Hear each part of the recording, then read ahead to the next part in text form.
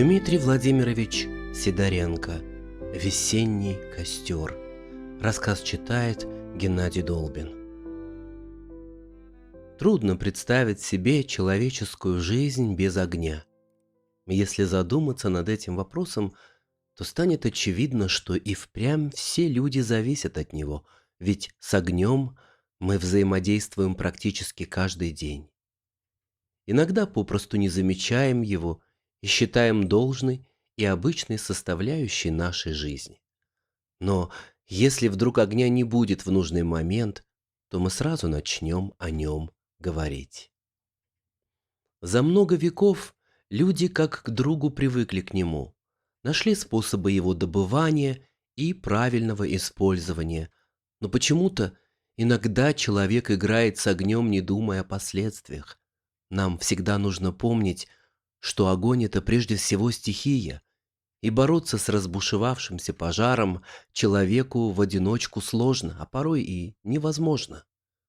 Пламя костра может спасти человеку жизнь, а может и отнять самое ценное, что у него есть. И что же все-таки на самом деле для человека огонь, друг или враг? Ответ на этот вопрос мы точно узнаем. В ту весеннюю пору охотился я на водоплавающую дичь. Место выбрал на небольшом продолговатом озерце. Его огибало в круг болото, заросшее камышом и рогозом. А находилось оно буквально за огородами умирающей деревни Старолузино. В отдаленной глубинке осталось всего несколько дворов, в которых еще живут люди. Места эти, скажу я вам, очень гостеприимные и умиротворенные. Каждый, кто здесь бывал, возвращается вновь, чтобы побыть наедине с собой и насладиться природой. Утренняя зорька прошла для меня и моей Глаши весьма удачно. Поприветствовал я весну первыми ружейными выстрелами. Дикие утки летали очень активно с одного края озера на другой по своим, неведомым мне маршрутам. Видимо, птицы придерживаются неписанных законов природы или же попросту доверяют природным инстинктам, что достались им в наследство от предков. Сидя в скрадке, я добыл 5 красивейших кряковых селезней. Глаша, так я называю подсадную утку. Она довольно опытная и удачливая помощница. Редко, когда мы возвращались с ней домой без добычи. Я охотник, мужчина, у меня в руках ружье, и я веду свою мужскую охоту. А Глафира — это особь женского пола, у которой вместо рук крылья и нет ружья, но охоту на мужчин своего вида и без него она ведет виртуозно. Трудится утка по-настоящему искусно, и за этим зрелищем можно наблюдать очень долго. У Глаши талант. На рассвете и закате она может заманить к себе даже самого опытного профессора селезня. Артистично играя роль, она изредка покрякивает, но это пока не услышит пролетающих селезней. Глаша опытная крикуха. Будет ли она сидеть на островке или плавать, вмиг активно включается в дело. Горланя осаживает на воду утаков, потерявших бдительность и осторожность из-за своей беспечности где-то в небе.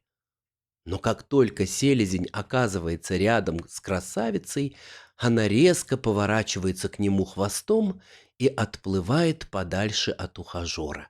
Селезень не может сразу понять, в чем дело, а ему, в общем-то, и не нужно этого знать. Таким образом, обученная охотничьей премудростью Глаша дает мне возможность насладиться сидячей охотой. Раздается громкий выстрел. Попадая по цели, я добываю ценный весенний трофей. Глафира приучена к ружейным выстрелам, потому и не боится резких звуков и битых селезней. Еще молоткой, осенью, 8 лет назад, отобрал я ее из табуна у одного старого охотника, Алексея Давыдовича, и стал наваживать. «Будет хорошо работать, не жалей для нее ни зерна, ни ряски», — сказал мне вслед Алексей Давыдович. Поначалу приучил ее брать корм из рук, С первого дня Глаша знала кружок и не рвалась на поводке.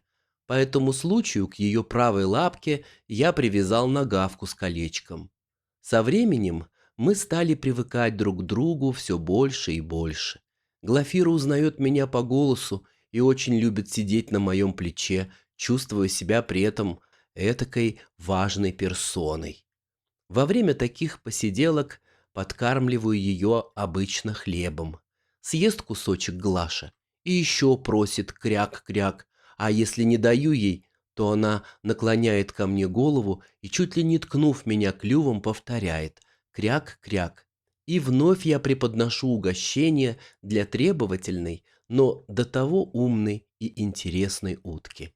По характеру она добродушная и весьма выдержанная. Зачехлив оружие и убрав патроны, я расположился на краю леса, рядом с собой привязал помощницу. Неподалеку от стана, через продолговатую живописную поляну, находилось то самое озерцо, окруженное болотом, где и стоял сооруженный мною еще в прошлом году скрадок. Утиный перелет как раз пролегал над ним. Место оказалось выбрано правильно, и меня это очень радовало, потому как в охоте без удачи скучно и тоскливо, будто в пасмурный дождливый день. Тихие воды озера, словно зеркало, отражали в себе голубое небо с плывущими по нему облаками.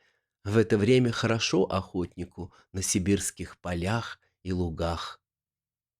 Наскоро сложил костер из сухих веток, собранных поблизости. Получилась небольшая куча. Чиркнув отерку спичкой, я разжег пламя, поднес его к кусочку березовой коры, что лежало уже под ветками, и немного подождал, пока огонь схватит их и начнет медленно поедать. Повалил густой дым. С ним, хочу сказать, вообще шутки плохи. Стоит его только вдохнуть или вовремя не увернуться, как сразу вкусишь прелести. Из глаз хлынут слезы, появится неприятное чувство жжения, и ко всему этому перехватит дыхание и начнется кашель. Но, к счастью, это все случилось не в этот день и не со мной. Вначале огонек горит вяло, и у меня появляется мысль, что он вот-вот погаснет. Но не тут-то было. На помощь мне приносится беспокойный ветер. Пролетая между моими пальцами и ветками костра, он раздувает молодое пламя и не дает дыму слабины. Тот рассеивается в воздухе, не беспокоит меня. Разгораясь сильней, огонь трепещет, дает приятное ощущение тепла моим озябшим пальцам. Благодатные струйки прогретого воздуха согревают своей нежностью. От этого становится приятно и легко, тяжелые мысли отходят в сторону. На ветках пляшут оранжевые, красные, синие и белые языки пламени. Я погружаюсь то в думы, то в сладостный, успокоительный сон, а пробуждаясь, зорко рассматриваю вокруг себя картину, нарисованную самим Творцом. Природа, ведь именно она и есть творец условий жизни человека, думал в этот момент я. Любуюсь неподалеку от меня растущим кустом дикого шиповника. Конечно, на нем нет еще венчиков с нежными лепестками бело-розового цвета. Их он обязательно покажет, но чуть позже, когда придет его время. А пока что на пригретой солнцем полянке показались первые весенние цветы — подснежники. Изо всех сил они тянутся к солнцу, маленькие колокольчики, символизирующие противостояние нового и старого, жизни и смерти. Они есть настоящее чудо. Быть может, это подарок людям от природы. В лесу, на березах и осинах появилась нежная зелень. С ветки на ветку перелетают воробьи и о чем-то шумно спорят. Они то чистят перья, то дерутся. За ними можно долго наблюдать без отрыва и слушать их птичьи толки.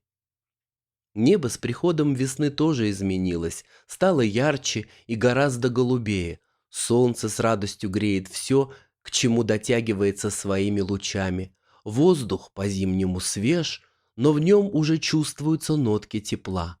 Ароматы, что передает природа в это время, приносят огромное наслаждение человеку, вдыхающему их. В дуновении ветра слышится ощущение новой жизни. В воздухе стояла тишина, но вдруг дроздовидные камышовки подняли такое звяканье, что у меня в ушах зазвенело. «Кря-кря-кря-кряк!» — возмущенным голосом дала знать о себе Глаша. Мол, ты чего сидишь, охотничек, думу думаешь, и даже не замечаешь, как возле меня искры от костра падают. Лучше спрячь птицу подальше от огнепадов. Согласившись с призывом о помощи моей напарницы, я бережно взял ее в руки и посадил в садок. Отнес на безопасное расстояние, накрыл березовым плащом. Набрал в котелок воды для будущего чая, пошурудив палкой обуглившие деревяшки, подбросил еще дровишек, повесил котелок над костром и стал ждать, когда закипит вода. Глядя на огонь, забываешь все плохое. Без сомнений можно сказать, что это стихия завораживающая и очищающая. На него можно долго смотреть, погружаясь в собственные воспоминания. Пламя костра будто выжигает тягостные и крамольные мысли, которые наплывают, словно морские волны, и точат друг друга, постепенно сменяя одна другую. Немного посидев и посмотрев на огонь, я начал вспоминать приятные моменты от пережитых событий давно минувших лет, и на душе у меня появились радостные ощущения. Первым в памяти всплыл случай из детства. Будучи еще школьником, ранним утром, когда все село еще спало, отправился я в лес на охоту. Морозный зимний лес — это, я вам скажу, не романтическая прогулка по бульвару, а суровое сибирское испытание для еще неотесанного молодого любителя поохотиться. Ледяной пейзаж притягивает своими красотами. Лишь настоящий охотник всегда готов к неизвестному и неожиданному приключению, через которое он постигнет непростую охотничью науку. Самодельные широкие лыжи из сухой осины легко скользили по снежному покрову. Проездив короткий зимний день, я остановился на привал. Очистил от снега местечко для будущего очага, сложил из хвороста шалаш, который оставалось только разжечь. Но, как оказалось, нечем. Проверив на 3 раза рюкзак и карманы, спичек я так и не нашел.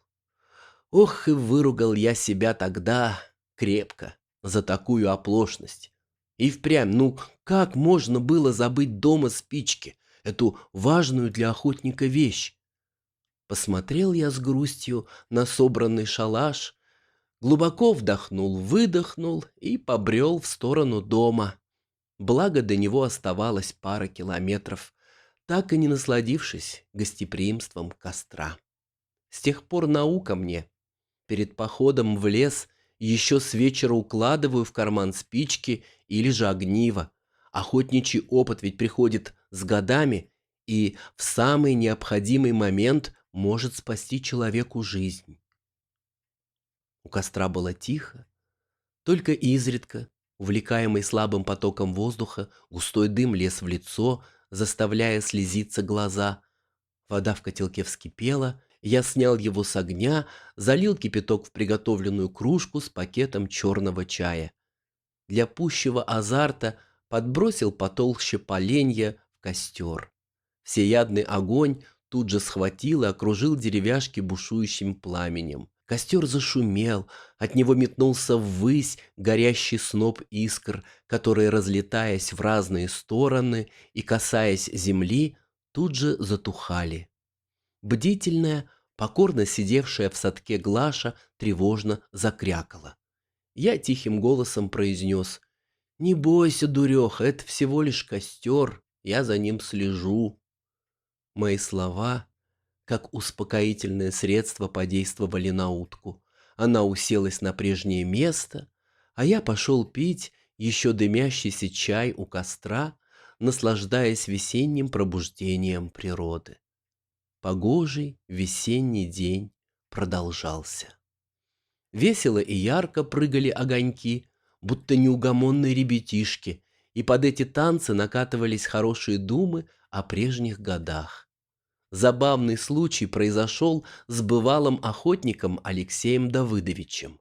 В нашем охотничьем кругу мы все звали его дядей Лешей, поскольку по возрасту он гораздо старше нас и годился нам в отцы. Дядя Леша человек среднего роста, крепкого телосложения, голову украшают ровные седые волосы, что придает дяде Леше особый шарм и подчеркивает его возраст. Довольно приятное, без шрамов лицо овальной формы, по центру которого располагался небольшой нос картошкой. Мужественный, спокойный взгляд и улыбка всегда притягивают к общению с ним. Человек с большим сердцем и открытой душой, он всегда готов прийти на помощь людям. И вот как-то раз в студенческие годы на выходные дни приехал я домой на побывку. Представилась возможность, вырвались с друзьями на охоту. Дядя Леша оказался тогда в компании с нами. Накануне вечером собрались мы у него в гараже обсудить предстоящий план действий. Как всегда, Колька притащил с собой полный бутыль домашнего самогона, приготовленный бабушкой Тамарой по ее особому рецепту и, видимо, для особых случаев. Кристально чистый напиток тут же занял почетное место в центре стола. Дядя Леша вытащил из шкафа старый потертый временем объемный рюкзак, начал доставать из него закуску, говяжью тушенку, сардинеллу, сайру, шпроты в масле, армейские галеты. «Да ты еще и заядлый рыбак, оказывается, дядя Леша?» — спросили мы его хором, указав на стол с консервами. «А то! Еще и какой! Сами видите!» Рассмеявшись, ответил он. Стол был накрыт, стопки стояли наполненные до краев. Тогда дядя Леша, как самый опытный, взял в руку стопку и произнес: «Ну что, ребята, за нее!» «За охоту!» — крикнул Колька. «Нет, за охоту позже», — улыбаясь, сказал дядя Леша. «Давайте за удачу», — тихо прошептал он. Мы дружно опрокинули стопки. Гримасы от этой выпитой жидкости у всех нас были разные. Кто-то морщился и кряхтел, кто-то кривился и выдыхал стойкий самогонный запах из легких, пытаясь при этом улыбаться, но главное, никто из присутствующих не пожаловался, мол, невкусно или же крепко, и беседы стали набирать более веселые обороты. Алексей Давыдович родился и практически всю жизнь прожил в сельской местности. Считал себя деревенским мужиком. В районный центр или город переезжать не хотел, говорил об этом так. «Душа не лежит у меня к городской суетной жизни. Люди там будто муравьи в муравейнике. Другое дело у нас. Простор и свобода». Сразу после свадьбы уехали мы с Ольгой Николаевной в город Омск, рассказывал он. Я устроился шофером, развозил хлеб по магазинам, но проработал недолго. Понял, что не мое это хлеб развозить. Гораздо интереснее его выращивать и убирать. Так мы с супругой вернулись назад, к деревенской жизни. Приняли меня в колхоз СПК «Сибирь» шофером. Завгар вручил ключи от синего автобуса «Кубань-Г1». Во время уборочной страды пересаживался я за руль комбайна «Нива». Вот тогда мужики деревенские битву за урожай устраивали. Каждый из нас старался на благо хозяйству. Собирали с полей как можно больше зерна, берегли каждый колосок. Только представьте, в комбайне полный бункер намолоченного хлеба. Ко мне подъезжает грузовая машина, одно движение, и золотой рекой льется отборное зерно в кузов ГАЗ-53. Страда заканчивалась, когда токовые склады доверху забивались зерном и с полей убирали весь урожай, который кормил людей и все хозяйство колхоза длинной сибирской зимой. Вот ведь время-то было! С огромной радостью дядя Леша вспоминал все это и рассказывал нам. Алексей Давыдович, не раз бывавший в передовиках производства, как лучший комбайнер и шофер сельскохозяйственного кооператива, получал благодарственные письма и премии от хозяйства по итогу завершения жатвы. Что сказать? Достойный пример для остальных тружеников села и подрастающего поколения. После развала великой страны СССР постепенно, год за годом, распадалось и наше хозяйство. Когда работы в колхозе не стало, дядя Леша пошел шоферить на школьном автобусе. Возил ребятишек из соседних деревень в сельскую школу, в районный центр на факультативы, соревнования и другие мероприятия. Выезжать приходилось и в выходные дни. Шоферская доля не такая простая, как кажется. Так и крутил баранку автобуса с утра и до вечера Алексей Давыдович. А как наступил пенсионный возраст, ушел на заслуженный отдых, дабы ездить по лесам и озерам, наслаждаясь родной природой. Сидели мы долго и весело. Разговоры об охоте и добытых трофеях постепенно перешли в дискуссию о спорте, а после – о политике. Конечно же, мы опустошили бутыль до последней капли. Смутно помню, как добрался до дома. Проснулся от раннего будильника и сразу же встал с кровати, чтоб не уснуть. Умылся холодной водой, выпил кружку горячего кофе, сон как рукой сняло. Облачившись в охотничью одежду и взяв с собой необходимое снаряжение, я вышел во двор. К этому моменту к дому подъехал УАЗик, в котором уже сидели заядлые охотники. Я открыл дверь и, поздоровавшись со всеми, сел на заднее сиденье. «А где самый главный охотник, дядя Леша?» – спросил я. «Сейчас заедем за ним», – ответил водитель УАЗика. Алексей Давыдович, на удивление, был довольно бодр и свеж, как огурчик. Встретил нас с сигаретой во рту и все с тем же объемным рюкзаком в руках. «Бросайте курить, едем на охоту, кабанов гонять, дядь Леша!» – выкрикивали мы с места. «Погляжу я на вас, а вы-то ух, какие бойкие ребята! Вот приедем и посмотрим, кто кого будет гонять, вы их или они вас!» – рассмеялся старый охотник. Мы уже почти подъехали к назначенному месту, как вдруг у Алексея Давыдовича зазвонил телефон. На небольшом экране кнопочного Nokia высветилась надпись «Супруга Оля». «Слушаю вас, Ольга Николаевна», — ответил он. «Леша, а ты ничего не забыл?» На другом конце связи задала вопрос его супруга. «Я?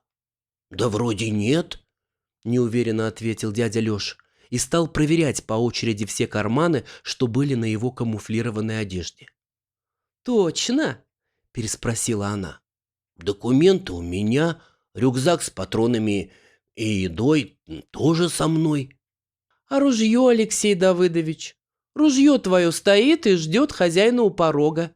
Не теряй его. Эх ты, охотничек!» – добавила Ольга Николаевна, и связь на этом оборвалась по какой-то причине.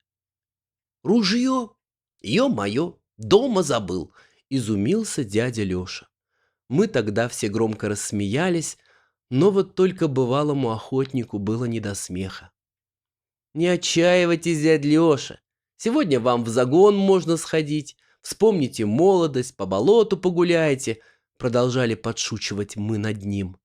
«Пойду, прогуляюсь, может, чего еще вспомню», — усмехнувшись, ответил он. Надо сказать, что дядя Леша хоть и был гораздо старше нас, но никогда не обижался на наши шутки, да и сам был не прочь подшутить. Удача в этот день была на нашей стороне. Несмотря на то, что дядя Леша забыл ружье дома, он смог выгнать из болота большого кабана прямо на меня. Сделав один единственный выстрел, я добыл его. Долго мы еще обсуждали этот случай, а сейчас, спустя годы, вспоминаем и про нашего старого охотника дядю Лешу. Охотничий костер догорел, его трепетное пламя угасло. Лишь остывая, потрескивали и подергивались белым пухом угольки. Так происходит всегда. Костер постепенно затухает, если нет возле него человека. В отличие от животных и птиц, человек не боится огня, он в нем нуждается.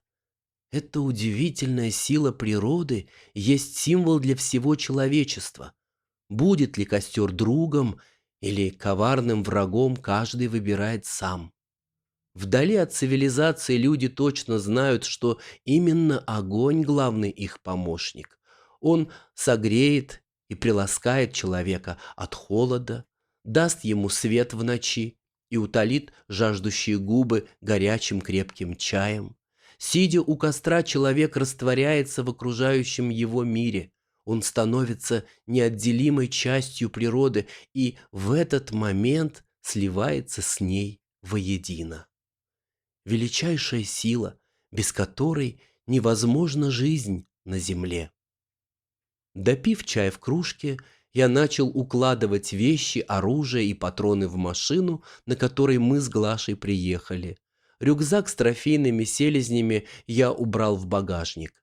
Садок с находившейся в нем Глафирой поставил на заднее сиденье. Автомобиль тронулся, оставляя за собой след. Доказательство человеческого присутствия. Сегодня было пройдено больше неизвестных дорог, чем вчера, а значит, больше свободы и выбора будет завтра.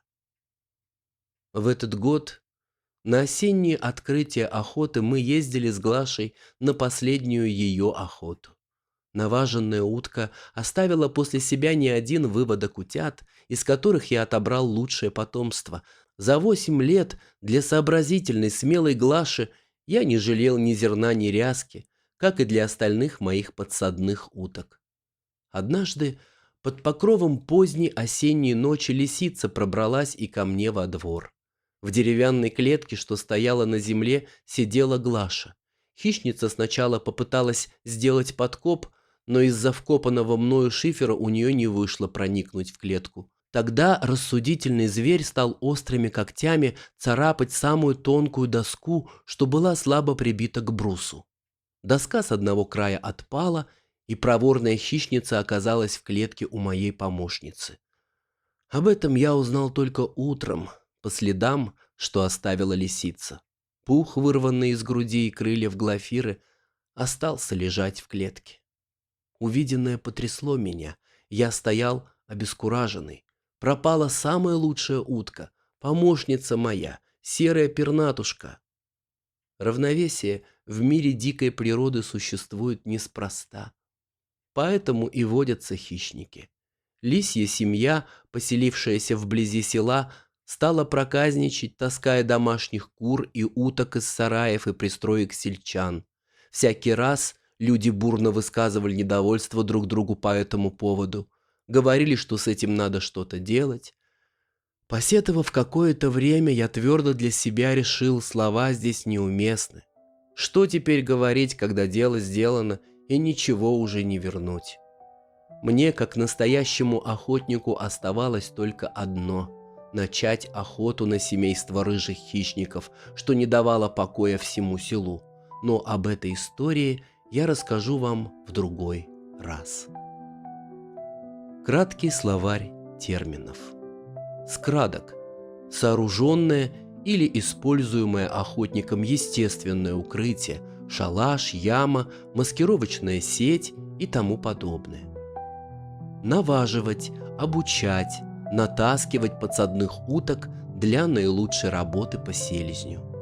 Кружок – подставка в воде, островок для подсадной утки.